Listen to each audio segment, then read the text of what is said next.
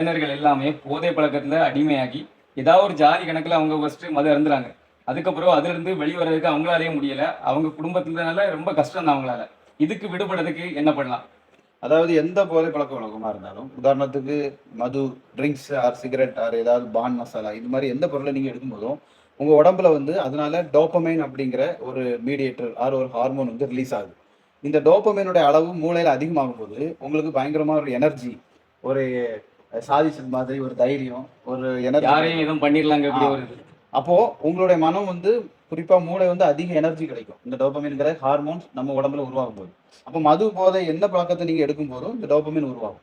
இதே டோபமைன நீங்க பாசிட்டிவான நல்ல வழியிலயும் உருவாக்கலாம். அது எப்படின்னா, இப்ப நம்ம ஸ்போர்ட்ஸ், கிரிக்கெட் விளையாடுறது, ஸ்விம்மிங் பண்றது, வாலிபால். வாலிபால் இயற்கையான ஒரு சூழ்நிலையில இயற்கையோட இருக்கிறது. நீங்க ஒரு உங்களோட வேலைய செம்மையா முடிச்சு, நீங்க வந்து ஒரு பாராட்டு பெறுறது. நல்ல வழியில பணம் சம்பாதிக்கும் போதும் உங்க உடம்புல டோபமைன் வரும்.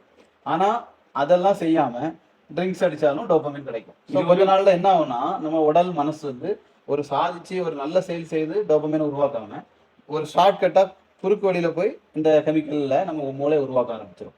ஸோ குடிக்கிற ஒவ்வொரு நேரமும் உங்க உடம்புல இப்படி ஒரு கெமிக்கல் ரியாக்ஷன் நடக்குதுங்கிறத நாம முக்கியமா தெரிஞ்சுக்கணும். கண்டிப்பா இளைஞர்களே, இது டாக்டர் சொன்னது முற்றிலும் ஒரு உண்மையான செயல். இப்படி நம்ம இளைஞர்கள் வந்து போதைகளெல்லாம் விட்டுக்கிட்டு நல்ல வழியில குடும்பத்தையும், நம்ம நாட்டையும் காப்பாத்துவோம் என்று இன்னையிலிருந்து நம்ம உறுதி எடுக்கலாம். இந்த வீடியோ உங்களுக்கு பிடிச்சிருந்தா மறக்காம நம்ம சேனல் பேஜ சப்ஸ்கிரைப் பண்ணிருங்க. இந்த வீடியோவ உங்க ஃப்ரெண்ட்ஸ் அண்ட் ஃபேமிலிக்கு ஷேர் பண்ணுங்க. நன்றி.